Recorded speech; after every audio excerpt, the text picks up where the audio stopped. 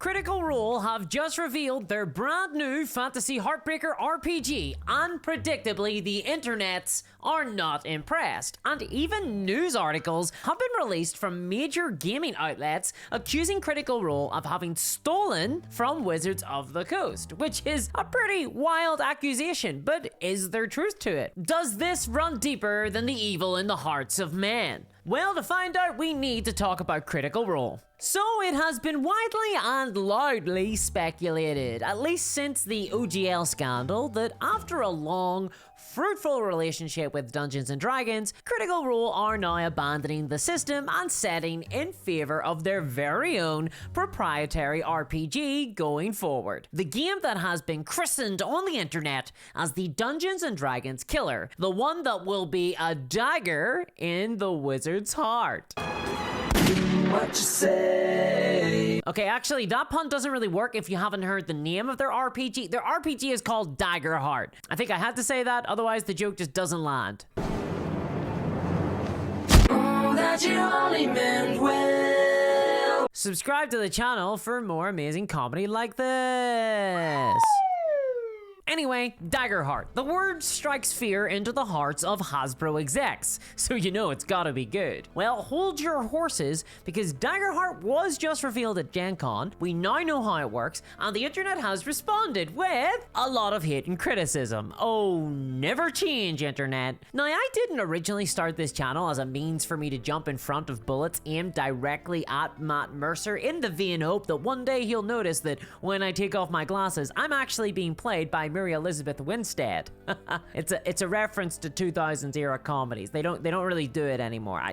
They don't do comedies anymore. I feel old. But I gotta do it again, because the criticism and hate that Critical Role have been getting about this game is totally unreasonable in my opinion. It's just mean and wrong and incorrect. So we're gonna debunk it here today live. Oh yeah. Well, not live. I'm live. You're watching later. Okay, so here is perhaps one of the best examples of the general kind of opinion that is emerging about Daggerheart that I've seen on the internet. This is an article from Polygon, and it's a great example of the general thrust of criticism that have been made about Daggerheart and Critical Role. In this article, Polygon lambasts Daggerheart, calling it a derivative of Dungeons & Dragons and the equivalent of RPG fast food. They're critical of the setting, calling it a medieval if you squint pastiche, just like D&D, and mock it for being desperately designed to appeal to a Dungeons & Dragons audience. And I gotta say, this all feels pretty harsh. I mean, aside from the fact that every single fantasy RPG is just going to look like a medieval pastiche, just like D&D, because that's all that most people understand about medieval settings, you know, unless you're a historical anthropologist, and those guys are never going to write an RPG because they're all too busy crushing puss. But mechanically, Daggerheart, the game, is far more different than anyone expected. Everybody thought that Daggerheart would be a D20 clone of Dungeons & Dragons. Case closed, take them away, boys. But it's not. The game is actually incredibly innovative. Instead of traditional character sheets, the game uses cards and has class decks, and hit points are broad narrative complications rather than a bundle of numbers that you have to keep track of. Hell, the game doesn't even use a D20. It uses D12s, which was shocking to me. Shocking! Okay, so maybe that's not the biggest deal in the world. I probably just need to get out more a little. Maybe get into historical anthropology. I mean, those guys know how to really party. Daggerheart looks and feels very unlike Dungeons & Dragons mechanically, even if the theme and the stories that it will tell are very likely to be pretty traditional fantasy fare, if perhaps imbued with a little bit of that Critical Role drama that the troupe are known for. And though the internet seems to be having a hard time wrapping its head around this and criticizing the game for that, I think that the whole idea that it's just generic fantasy like Dungeons & Dragons strikes me as overall an extremely odd criticism, considering that the game clearly seems to be designed as not only a Dungeons & Dragons replacement for you and me at home as RPG players, but also for the Critical Role actual play series, whose bread and butter is fantasy storytelling. By necessity, and therefore by design,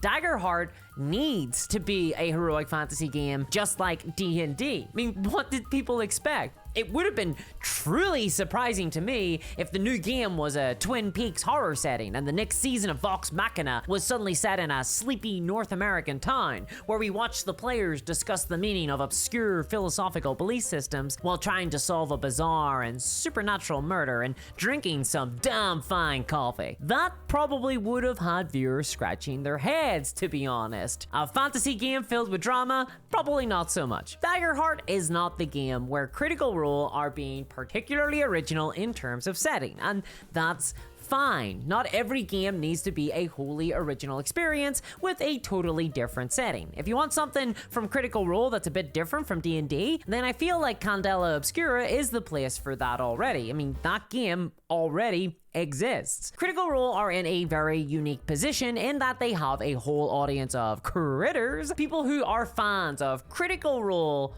first. They're roll heads.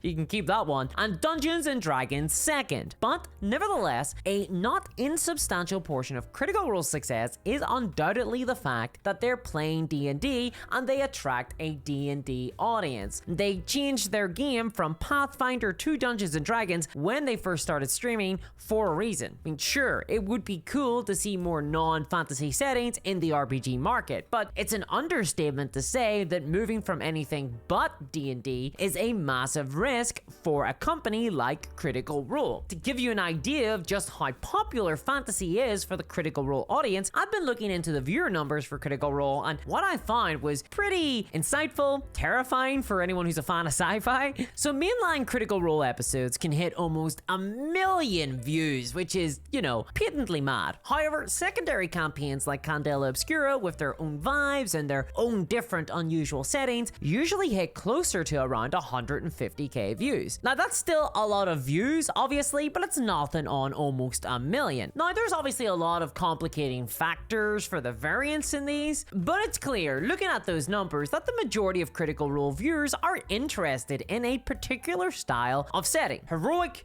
drama-filled fantasy. I mean, it's incredibly popular for a reason. Daggerheart matches that fantasy vibe. It's a safe choice of setting and of tone and theme. And that's actually great for everyone that isn't Dungeons and Dragons or Hasbro Wizards. So just great for everyone human then. Because many Critical Role viewers know about Dungeons and Dragons, but they might not know about all the thousands of millions of billions of other games out there. And the big secret behind Daggerheart is that it has been explicitly, specifically designed to get Dungeons and Dragons players into other games. Spencer Stark, the designer for Daggerheart, has described it as literally designed to get Dungeons and Dragons players to realize that there is a whole host of other games in the RPG world beyond just D&D, which honestly, to me, that's a pretty admirable goal, and it doesn't feel like the design goals of a company that are just interested in being the opening band for Dungeons and Dragons forever, even if they are creating games